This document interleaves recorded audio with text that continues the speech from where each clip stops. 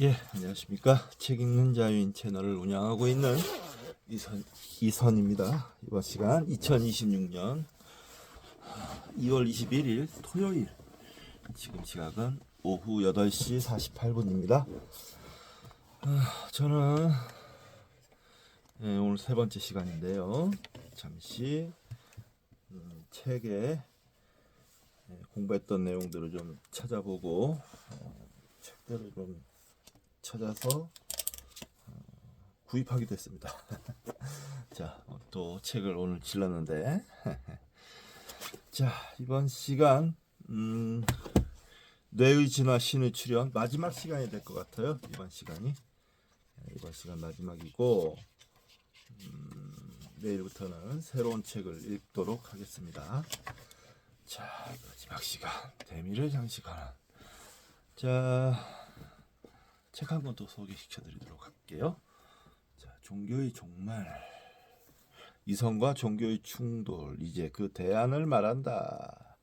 종교의 종말, 샘 해리스 지음, 김원옥 옹김, 한원 출판사. 지은이 샘 해리스. 샘 해리스는 스탠포드 대학에서 동서양의 철학을 공부했고 동대학에서 신경정신과학에 관한 주제로 박사학위를 받았다. 처녀작인 종교의 종말은 그의 치열한 고민과 성찰이 그대로 녹아있는 역작이다.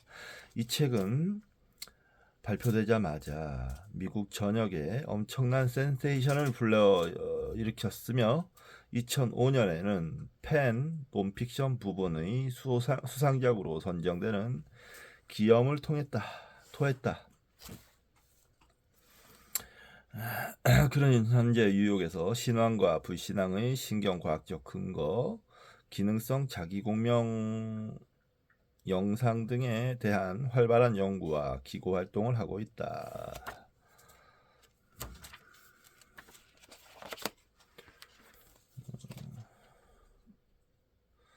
역자 소개는 김원옥 경북대학교를 졸업하고 KBS 방송 구성작가를 거쳐 현재 전문 번역가로 활동 중이다. 역서로는 미래의 생활 사전, 거만한 놈들이 세상을 바꾼다 등이 있다. 예. 이 정도로만 하고 차례 읽어드리도록 하겠습니다. 차례 옮기니 글 비성에 대한 통렬한 외침.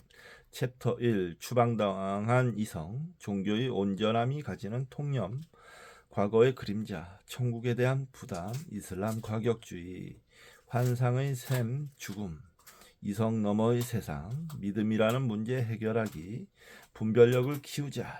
챕터 2 믿음의 본질, 행동의 원칙인 믿음, 논리적 일관성의 필요성, 미국 대사관, 세상을 대표하는 믿음, 참과 거짓의 문제, 신앙과 증거, 신앙과 광기, 무엇을 믿어야 하나. 챕터 3 신의 그림자, 마녀와 유대인 대학살. 챕터 4 이슬람의 문제점, 알맹이 없는 껍질, 지하드와 원자의 위력, 충돌, 무슬림 굴욕감의 수수께끼, 낙관론의 위험, 좌파의 비이성과 노암 촘스키의 이상한 사례, 완전 무기와 부수피해의 윤리학, 기중한 자원의 낭비, 우리는 무엇을 할 수 있을까? 챕터 5 에덴의 서쪽, 영원한 입법자, 죄와의 전쟁, 치료의 하느님. 챕터 6 선과 악의 과학, 윤리학과 정신과학, 도덕 공동체, 상대성 이론이라는 악마, 직관, 윤리 도덕 정체성, 이기심, 도덕과 행복, 종교 재판관을 위한 틈, 평화주의라는 잘못된 선택. 챕터 7 의식의 실험, 행복을 찾아서 의식, 나란 무엇인가, 동양의 지혜, 명상. 에필로그, 인류는 언제까지 신화 속에서 허우적거릴 것인가. 상당히 기존 종교에 공격적인 태도를 가진 사람이 아닌가, 이런 생각이 좀 듭니다. 재밌겠어요? 한번 읽어볼 필요가 있는 책인 것 같습니다. 자, 345조 시작하겠습니다. 패턴 추구의 이론, 신과 종교의 기원에 대한 심리적 이론이 심리적 위안을 제공한다면 패턴 추구 이론은 지적, 인지적 위안을 제공한다. 이 이론은 최근 들어 대두되고 있다. 이 이론을 주창한 최초의 저서 중 하나는 1993년 출간된 스튜어트 거슬리의 구름 속의 얼굴들, 종교에 대한 새로운 이론이었다. 앞에서도 인용한 바 있는 거슬리의 주장에 따르면 종교는 체계적인 의인화, 즉 인간이 아닌 사물이나 사건에 인간적 특징을 부여하는 것으로 이해하는 편이 가장 좋을지도 모른다. 실제로 의인화는 종교적 경험의 핵심이다.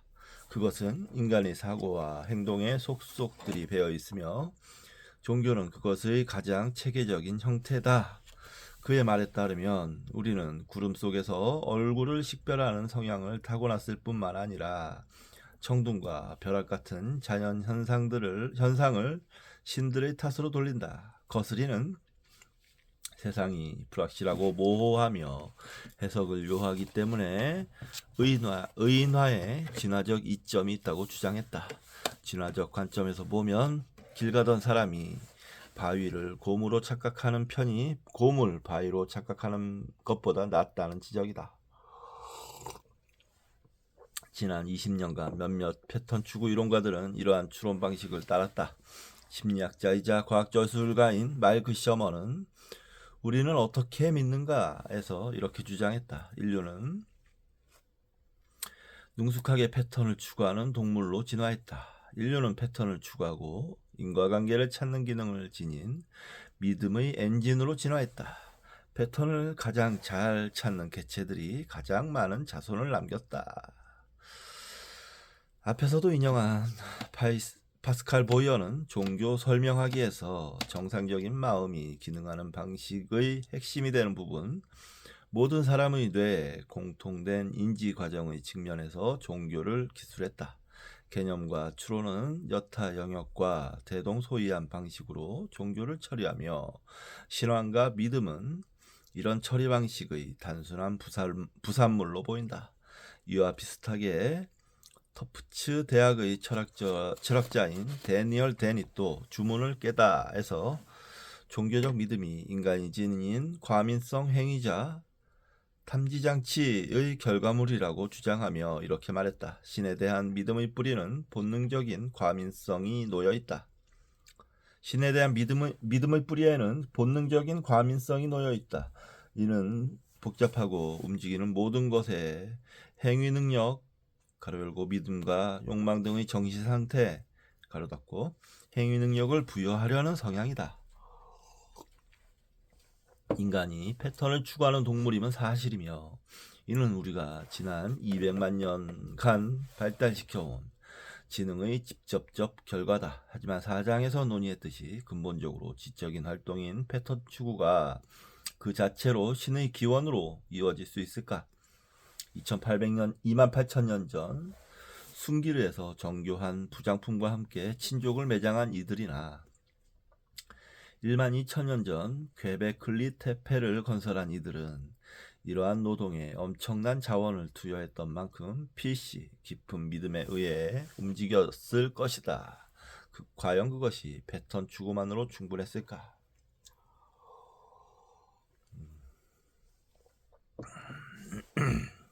네, 재밌네요.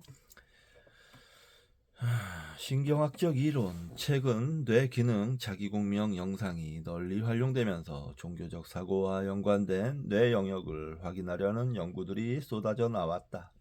이런 연구들은 흔히 신경신학으로 분류되며 패트릭 맥나마라의 종교적 체험의 신경과학에 잘 요약되어 있다. 이 책은 찾아보니까 없던데.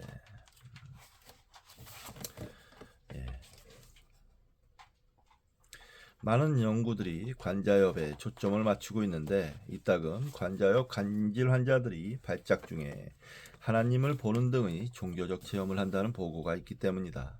캘리포니아 대학 신디에이고의 신경과학자인 빌라야누르 라마찬드라는 이런 환자의 4분의 1이 그러한 발작에 앞서 신이 임한 듯한 느낌이나 하나님과 직접 소통하는 듯한 느낌 등 깊은 감동을 주는 영적 체험을 한다고 보고했다.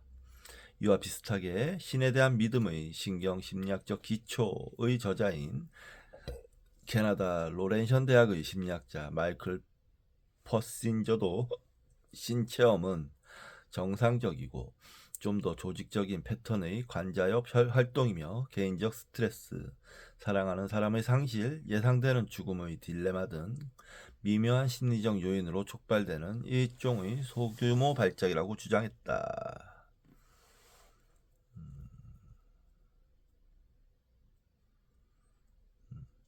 퍼신저는 신을 체험할 수 있는 생물학적 능력은 생물종의 생존에 결정적이었다. 신체험은 관자엽의 구축과 연관된 현상이다. 관자엽이 다른 식으로 발달했다면 신체험은 일어나지 않았을 것이라고 믿는다.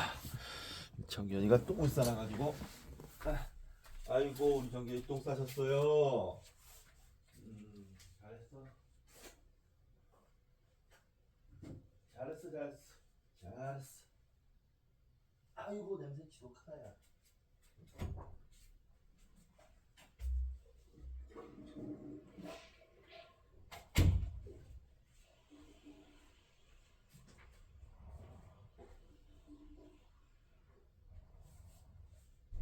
잘했어.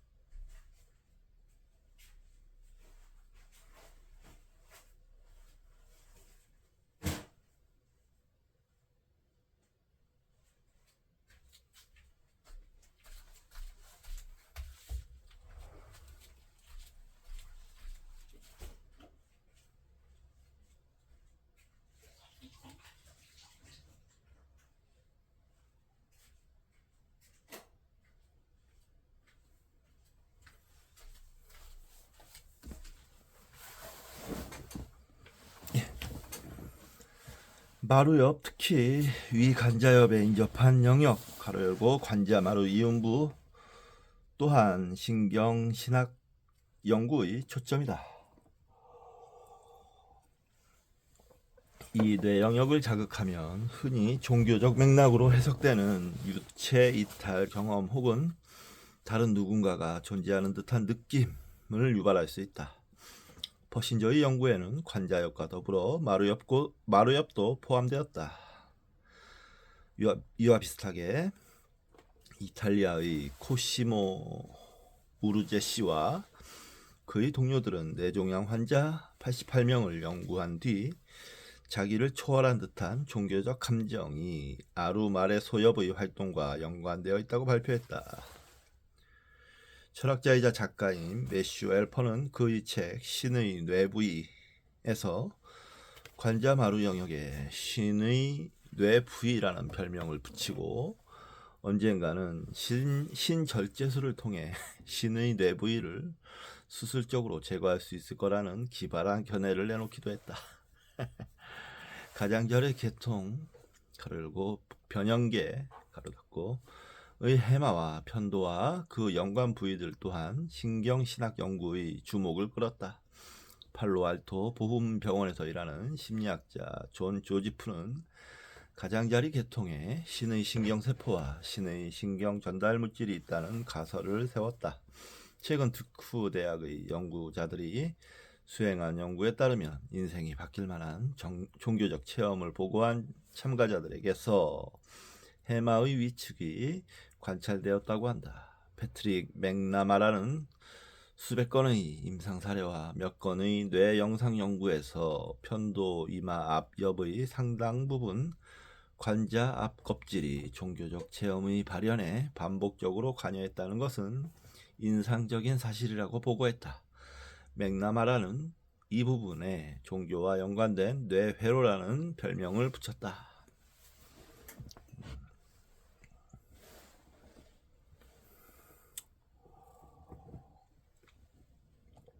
맥나마라의 발견과 부합하게 이마엽 또한 신경신학의 연구에서 중요한 부분이다.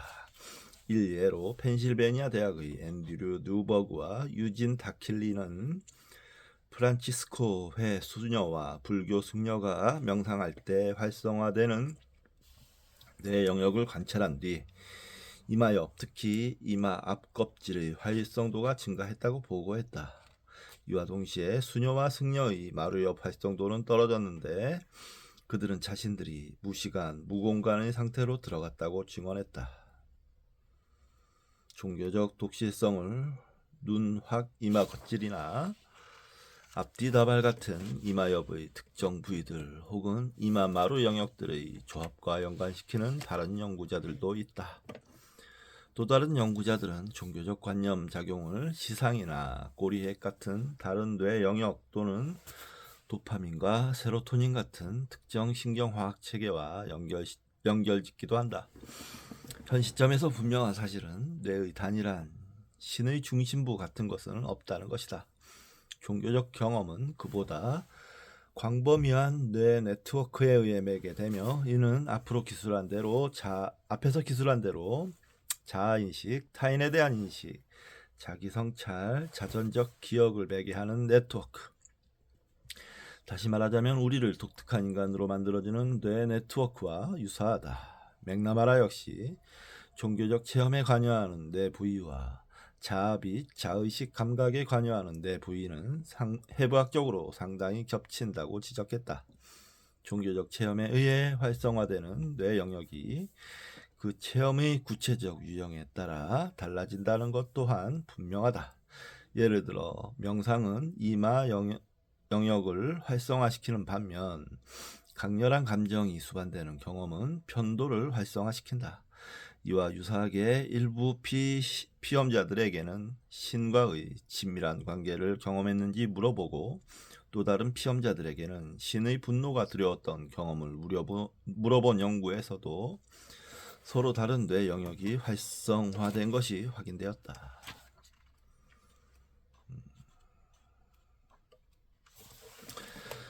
유전학적 이론.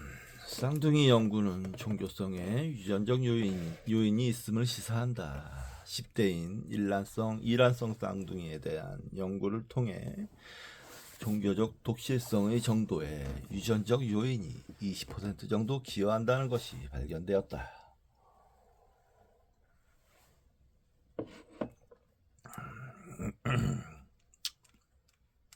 분리 양육된 이란성 쌍둥이를 대상으로 한 또 다른 연구는 널리 보도되었는데 종교성 가로 열고 예를 들어 종교적 믿음, 종교적 직업에 대한 관심 등 가로 닫고 종교성을 다양하게 평가한 뒤 유전이 종교성에 미치는 영향이 50%라고 발표했다. 하지만 이 연구를 수행한 연구자들은 유전적 영향이 이를테면 전통을 중시하는 성격과 같은 성격적 특질을 통해 작용할 수도 있다고 단서를 달았다. 다시 말해 유사한 성격 특질을 물려받은 개인들이 종교적 관념에 더 이끌릴 수 있다는 것이다. 이런 경우 유전은 종교성 그 자체가 아니라 성격적 특질에 영향을 끼치는 셈이다. 나아가 몇몇 연구자들은 우리의 보편적인 영적 종교적 성향이 유전적으로 물려받은 특질을 나타내며 이를 영성 유전자로 부를 수 있다는 견해를 제시하기도 했다. 정말 그렇다면 인간은 신, 영혼, 내세와 같은 영적 실제의 개념을 믿는 성향을 유전적으로 타고난 셈이다. 정현 이리 와.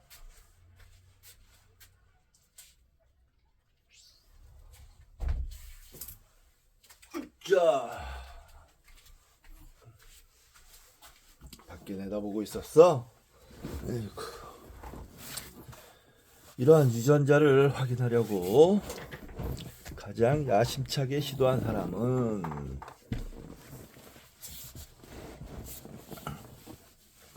앉아.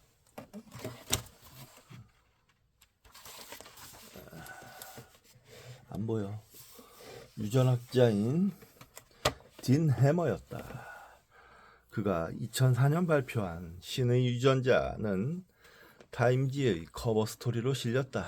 해머는 자신과의 유대감, 초감각적 지각에 대한 관심 등에 대한 질문이 담긴 자기 초월성 영성 척도를 종교성의 정도를 측정하는 나름의 기준으로 활용했다.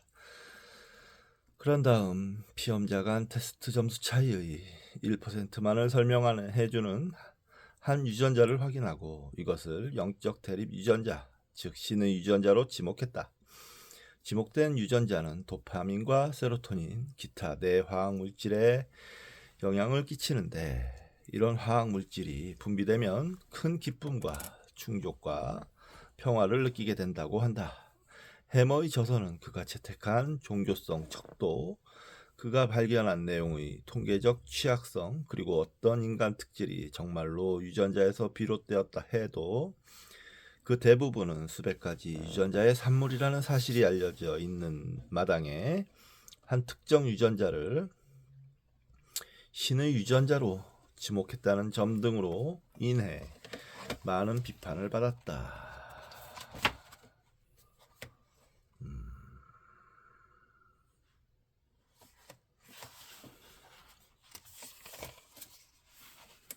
많은 비판을 받았다.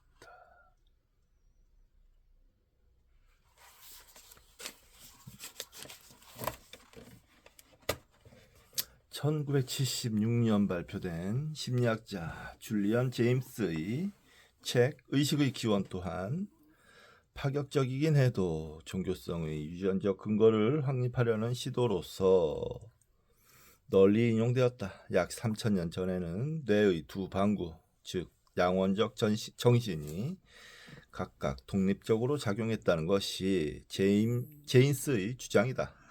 그런데 그 시기에 유전적 변화가 일어나서 뇌의 두 방구가 통합되면서 환청이 생겨났고 인간이 이를 신의 목소리로 해석해 종교가 생겨났다는 것이다.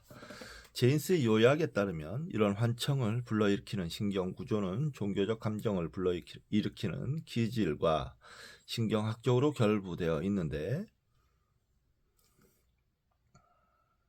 이는 종교와 신의 근원 자체가 양원적 정신 속에 있기 때문이다. 제임스의 가설은 사람 뇌 진화에 대해 알려진 거의 모든 사실과 상반된다. 이 책이 저한테 있는데 의식의 기원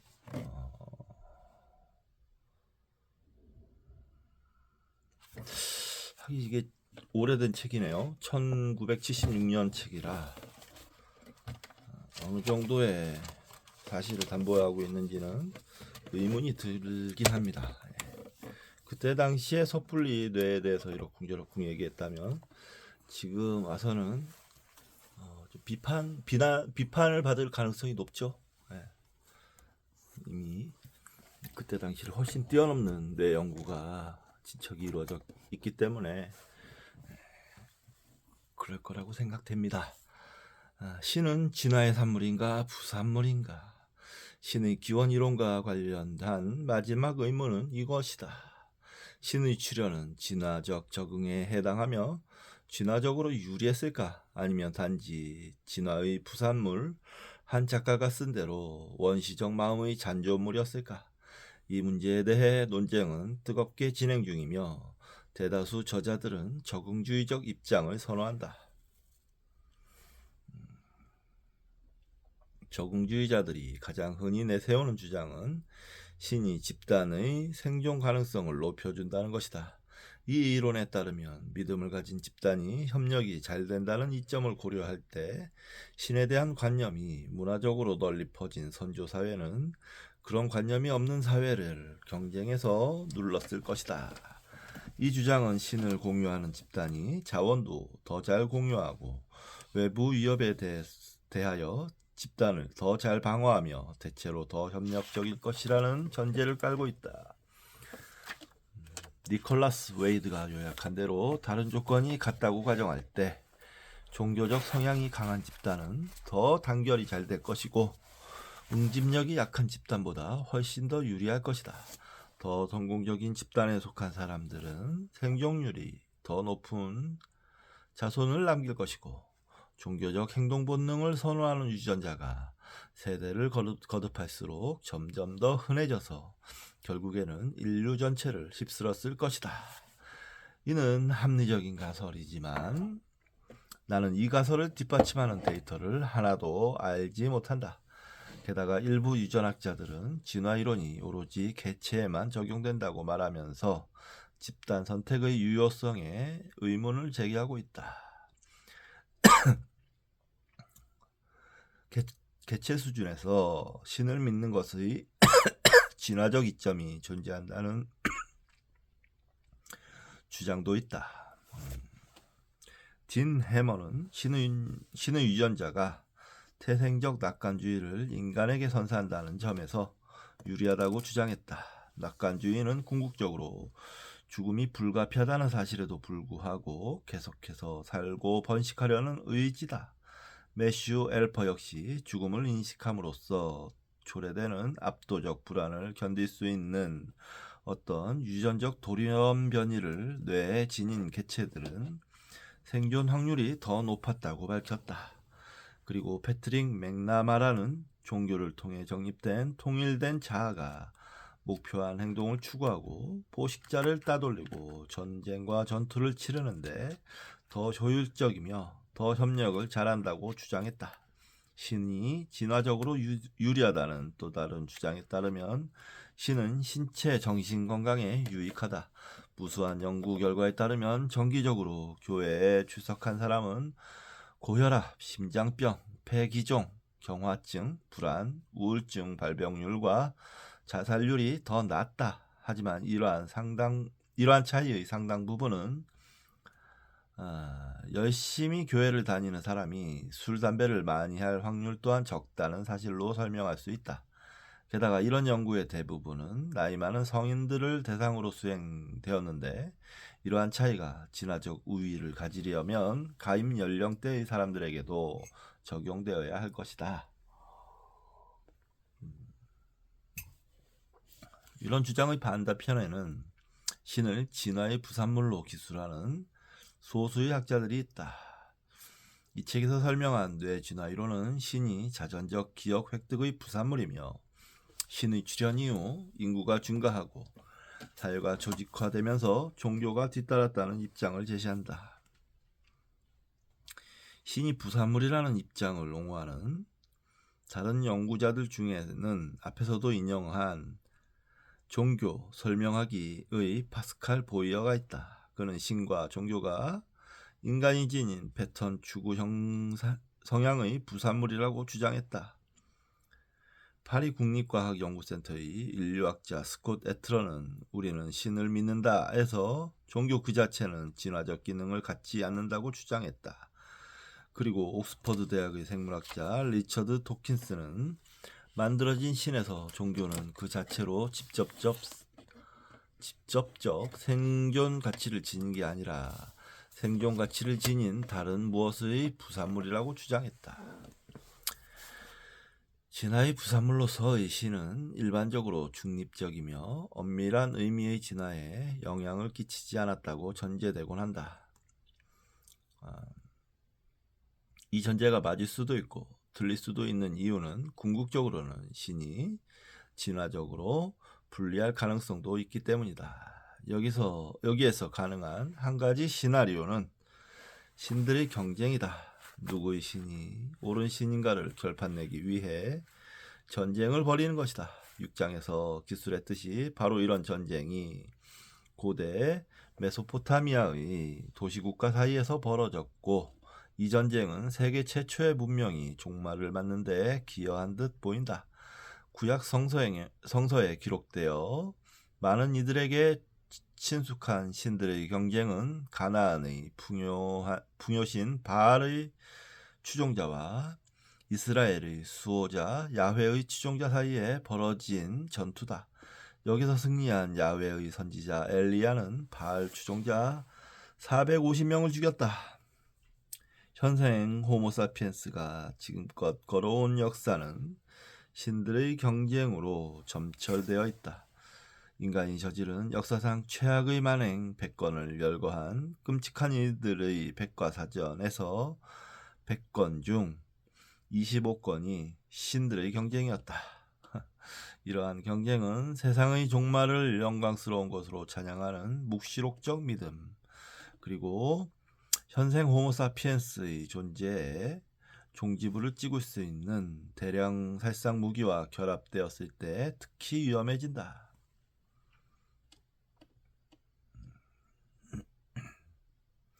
샘 해리스는 기독교 국가에 보내는 편지에서 그러한 망령을 소환했다. 인용입니다. 미국 정부 내의 상당수가 세계 멸망이 임박했으며 그 멸망이 창대하리라고 실제로 믿는다면 어떤 결과가 빚어질지 상상해보라. 미국인의 거의 반수가 순전히 종교 교리를 근거로 이런 믿음을 신봉하는 듯 보인다는 사실은 도덕적, 지적 비상상태로 간주되어야 한다. 과거에 종교가 우리에게 필요한 어떤 기능을 수행했다고 해서 현재 글로벌 문명 건설의 최대 장애물일 가능성이 배제되는 건 아니다. 사실 세계 최강국 미국 수천 개의 핵무기를 갖고 있죠. 를 통제하고 있는 사람이 트럼프라고 생각을 하면 정말 위험천만하다라는 생각이 듭니다. 이런 시나리오에서라면 신이라는 진화의 부산물은 단 한 차례의 핵전쟁으로 마지막 진노의 날을 합창함으로써 인류의 존재에 종지부를 찍을 수도 있을 것이다. 그러니까요.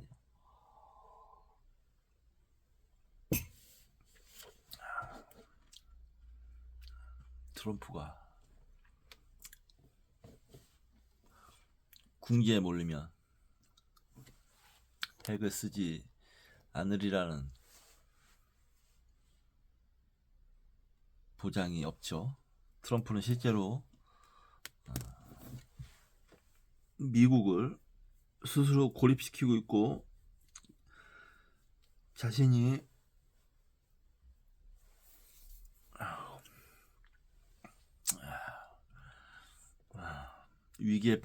스스로를 위기에 빠져 놓고 있습니다. 지금도 보면 이란과 얼마 전에 어젠가요? 전면전을 벌일 가능성이 90%다 라고 기사가 떴던데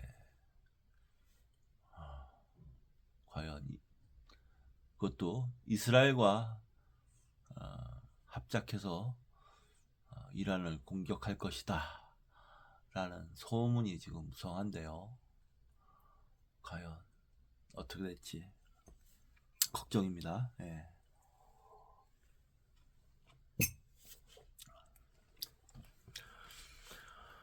대화가 안 통하면 폭력이 뒤따르게 되는 법이죠.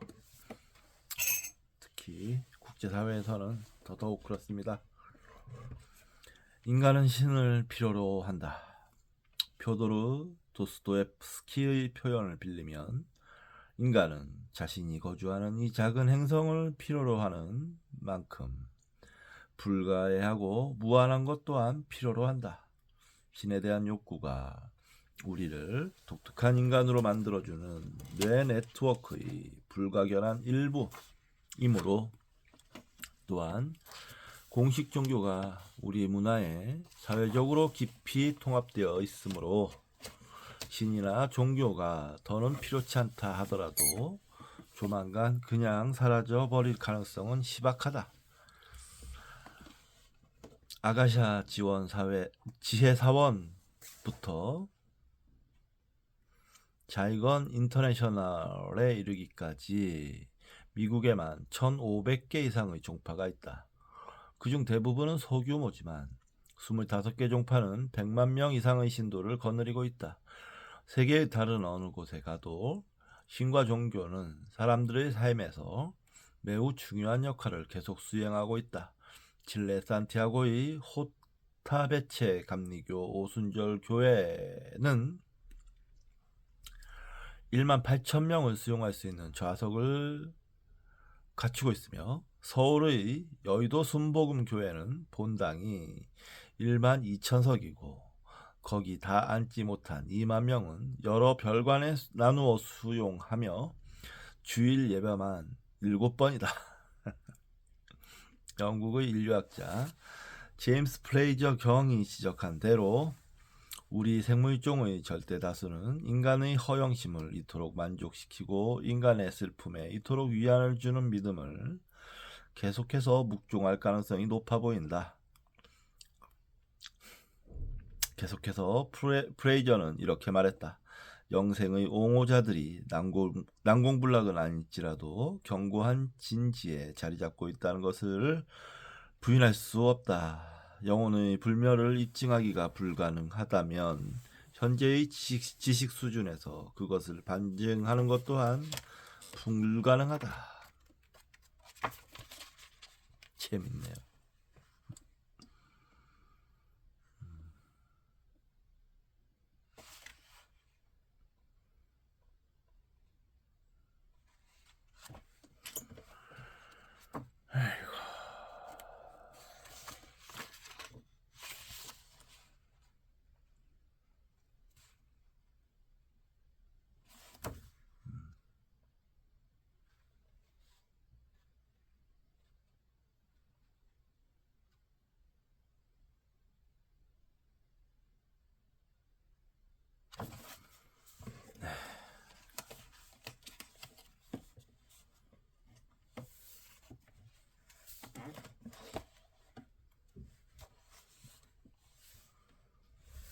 따라서 신들과 여기에 딸린 종교들은 앞으로도 태어났다 죽기를 거듭할 것이다.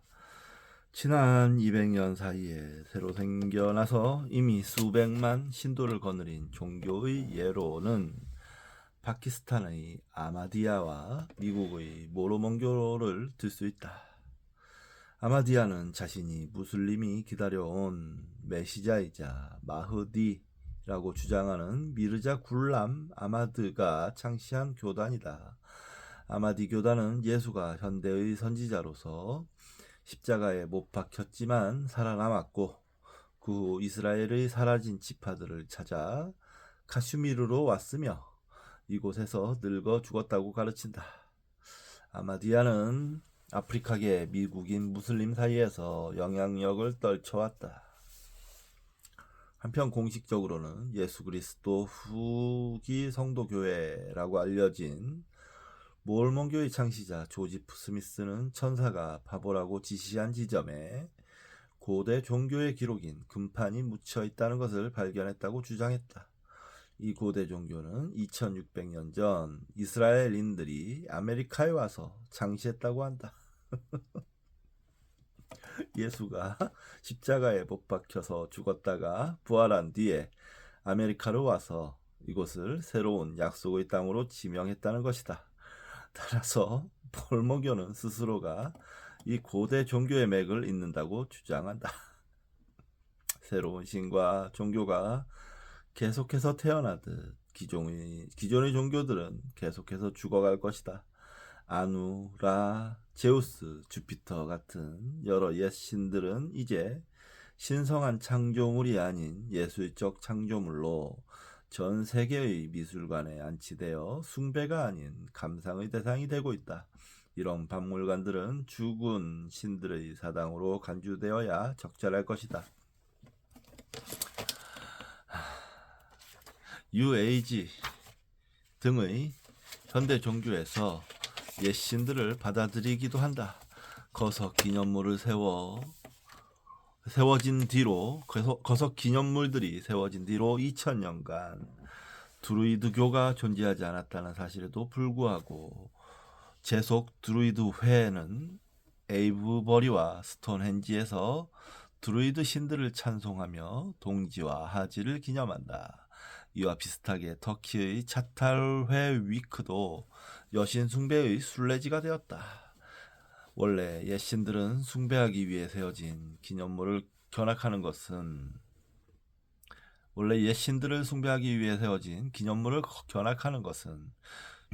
유익한 역사적 관점을 제시하기도 한다. 잉글랜드 글로스터셔에 있는 5천년 된 대규모 고분은 이 지역에서 연과 모형 비행기를 날리기에 가장 좋은 장소 중 하나라고들 한다. 24고의 유골이 발견된 그 인근의 고분에는 여름철 일요일 오후면 어김없이 소풍객들이 찾아온다. 오하이오주 유워크에 가면 놀라운 그레이트 서클 토축 유적지, 즉 2000년 전 호프웰인들이 쌓은 신성한 고분군이 마운트 빌더스 컨트리 클럽 18홀 골프장의 일부가 되어 있다. 몇몇 봉분들은 티박스 구실을 하며 홀을 둘러싼 벙커 구실을 하는 것도 있다. 일례로 9번 티박스는 2.4m 높이의 봉분 위에 있고 219야드 파3 홀은 원래 고대의 거대한 팔각형 뚝과 그레이트 서클을 분리하는 길, 즉 엄숙한 종교 행렬이 지나갔을 가능성이 높은 경로를 따라 조성되어 있다. 이 컨트리 클럽 웹사이트에는 다음과 같은 문구가 적혀 있다. 2000년 뒤에 이 고분들을 연구할 고고학자들은 그 속에서 잃어버린 골프공들을 발견하고 어리둥절해 하지 않을까요?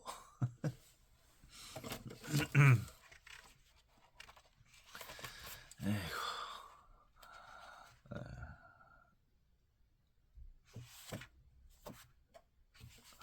하지만 옛 신들과 종교 기념물의 대부분은 인류의 역사 속으로 사라졌다. 마치 오지만디아스처럼 그들은 거대하지만 몸통 없는 두 다리가 되어 사막에 서 있다. 인형입니다. 강대하다는 자들아, 내 위협을 보라. 그리고 절망하라. 그 옆에는 아무것도 남지 않았소. 거대한 폐허의 퇴락을 둘러싸고 가없고 헐벗은 외롭고 평탄한 모래벌판만이 멀리 펼쳐져 있다오. 네, 끝입니다. 끝인데 시간이 조금 남았으니까요. 부록 A만 읽도록 하겠습니다. B는 뭐 읽을 필요 없고 부록 A만 읽고 마치도록 하겠습니다. 부록 A, 뇌의 진화. 사람 뇌의 진화를 이해하려면 진화 중인 뇌 속에서 정확히 무슨 일이 일어나는지를 아는 것이 유용하다. 물론 가장 명백한 것은 뇌의 크기이며 여기에는 절대적 크기와 상대적 크기가 모두 포함된다. 절대적인 의미에서 고래와 코끼리의 뇌는 사람보다 훨씬 크지만 몸 크기와 상대적으로 비교했을 때는 사람에 비해 훨씬 작다. 뇌의 전체 크기보다 더 중요한 것은 특정 뇌 영역의 크기다. 일례로 사람의 경우 이 책에서 논의한 많은 인지 기능과 결부된 이마극은 예상 크기의 2배라고 한다. 뇌 크기에 대해서는 2장에서 길게 논의한 바 있다. 인류 진화 과정에서 신경세포와 신경악교세포, 연결섬유가 모두 변화를 겪었다.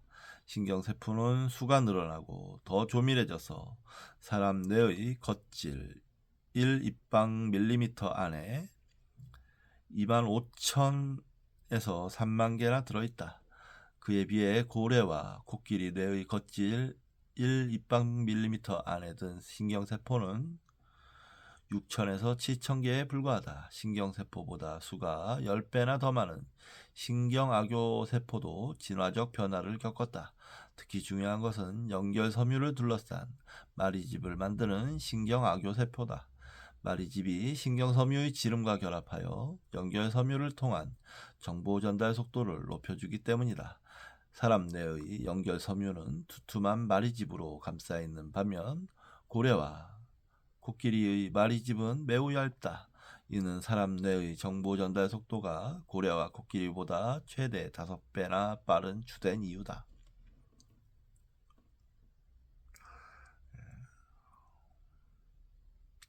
사람 뇌 진화에서 신경악교세포와 연결섬유의 상대적 중요성은 침팬지와 사람 뇌의 이마 앞 영역에 있는 회색질 (신경세포와 백색질 가로 열고 신경악교세포와 연결섬유를 비교 연구함으로써 드러났다. 처음에는 침팬지와 사람의 주된 차이가 회색질에 있을 거라고 예상했다. 그런데 사람의 회색질은 침팬지보다 겨우 2% 더 많았던 반면 백색질은 31%나 더 많았다.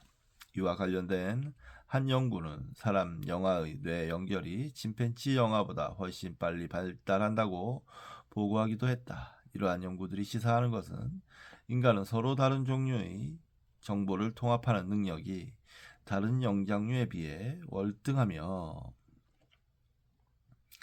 회색질 신경세포보다 백색질 연결로가 우리를 독특한 인간으로 만드는데 더 크게 기여한다는 것이다.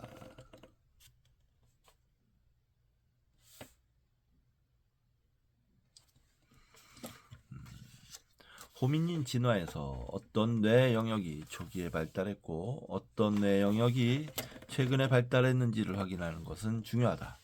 이를 확인하는 데는 다음 세 가지 척도가 가장 많이 쓰인다. 가장 널리 활용되는 방법은 신경 연결 섬유를 감싼 마리집의 발달을 살펴보는 것이다. 마리집은 신경 섬유를 통한 정보 전달 속도를 높여준다. 마리집 형성 과정은 뇌가 아직 자궁 안에서 발달하고 있을 때부터 시작되어 출생 이후에도 청소년기를 거쳐 20대까지 계속된다. 신경섬유의 마리집이 형성되는 순서는 해당 뇌 영역이 발달한 순서를 반영한다고 간주된다. 마리집 형성 과정을 상세히 연구한 존스 홉킨스 대학의 발생학자 오셀로 랭워디에 따르면 신경계 경로의 마리집 형성 순서는 그 계통 발생적 발달 순서를 따른다. 1890년대에 독일의 연구자 파울 에밀 플레시히는 마리집 형성에 대한 결정적 연구를 수행했다. 그는 사망한 영아들의 뇌를 연구하여 그 마리집 형성 정도에 따라 각각의 뇌 영역에 45개 등급을 매겼다. 45개 등급을 매겼다. 전체의 20%에 해당하는 9개 영역은 영아의 뇌에서 마리집 형성이 가장 덜 된 부분이었다. 플래시는 이 영역들을 가장 최근에 진화한 부분으로 간주하고 마리집 형성 지연구역이라고 지정했다. 지연구역은 플래시가 열거한 뇌 영역들 가운데 20%에 불과하지만 의미심장하게도 우리를 독특한 인간으로 만들어주는 인지 능력과 결부된 대부분의 영역들이 여기에 포함되어 있다. 이 규칙의 예외는 해마와 소뇌 등 진화적으로 더 오래된 몇몇 영역들로 6장에서 기술한 대로 진화의 나중 단계에 가서 보다 최근에 파생된 기능에 맞게끔 변경되었다. 인간 사후뇌는 어떤 뇌 영역이 가장 최근에 발달했는지를 평가하는 두 번째 척도를 제공한다. 바로 다양한 뇌 부위들이 상대적으로 얼마나 많이 접혀 있는가, 즉 주름진 정도를 측정하는 것이다. 이런 농담도 있죠. 넌 왜 이렇게 뇌가 평평하니? 주름이 많이 져 있을수록 똑똑하다는 뭐 그런 어떤 과학적인 지식이 사람들한테 널리 퍼지면서 이런 농담이 있었죠. 영장류의 뇌가 진화하면서 주름도 더 많이 발달했다. 이 주름 덕분에 뇌는 크기를 더 키우지 않고도 표면적을 늘릴 수 있었다. 그래서 사람 뇌의 주름은 붉은 털 원숭이보다 49%, 침팬지보다 17%더 많다. 또 사람 뇌 부위마다 접힌 정도가 다르다. 독일의 해부학자 카를 칠레스와 그의 동료들은 이것을 연구하면서 지름 지표를 활용하여 사람 뇌 부위들의 등급을 매겼다. 그중 가장 많이 접힌 두 부위, 따라서 가장 최근에 진화한 두 부위는 이마 앞껍질과 마루엽이며 둘 다 우리를 독특한 인간으로 만들어주는 인지 능력에 매우 중요한 영역들을 포함하고 있다. 칠레스와 동료들은 접힌 정도가 크다는 것은 그 겉질 부위의 점진적 진화 지표로 해석된다고 결론 내렸다. 이와 관련된 세 번째 성숙 척도는 사람들의 뇌 주름이 어느 정도로 유사한지의 여부이다. 개체 간의 해부학적 편차가 어느 좁은 범위를 벗어나면 이는 해당 장기나 구조가 아직 완전한 발달에 이르지 않았음을 암시한다는 것이 거의 1세기 전에 지적된 바 있다. 다시 말해 주름 패턴의 개인차가 클수록 그 뇌 영역은 더 최근에 진화했다는 것이다. 우리 논의에서 매우 중요한 아래 마루 영역은 고랑 패턴이 도무지 갈피를 못 잡을 만큼 다양한 것으로 신경해부학자들 사이에서 유명한데 이는 아래 마루 영역이 최근에 생겨났다는 것을 시사한다. 다른 연구자들은 사람 뇌의 이마 영역과 마루 영역의 주름 패턴이 둘 다 매우 큰 편차를 보인다고 언급하기도 했다.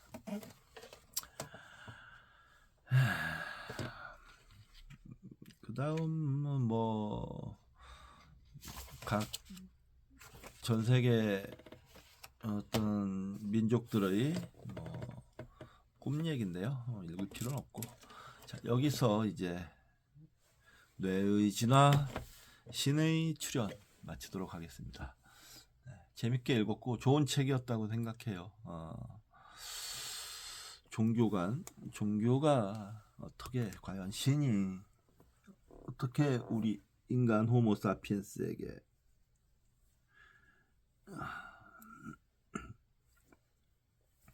출현하게 되었는지, 뇌의 진화 과정과 인류의 진화 과정을 통해서 살펴보았습니다. 아주 유익했고 많은 걸 얻은 독서였다고 생각합니다. 네. 좋은 책을 읽어서 다행이었다고 생각하고요.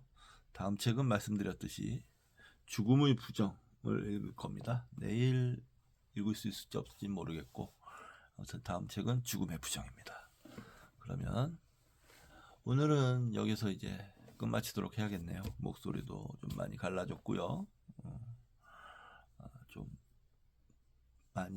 이제 이쯤 되면 슬슬 피곤해집니다. 자, 마치도록 하겠습니다. 좋은 밤 보내십시오.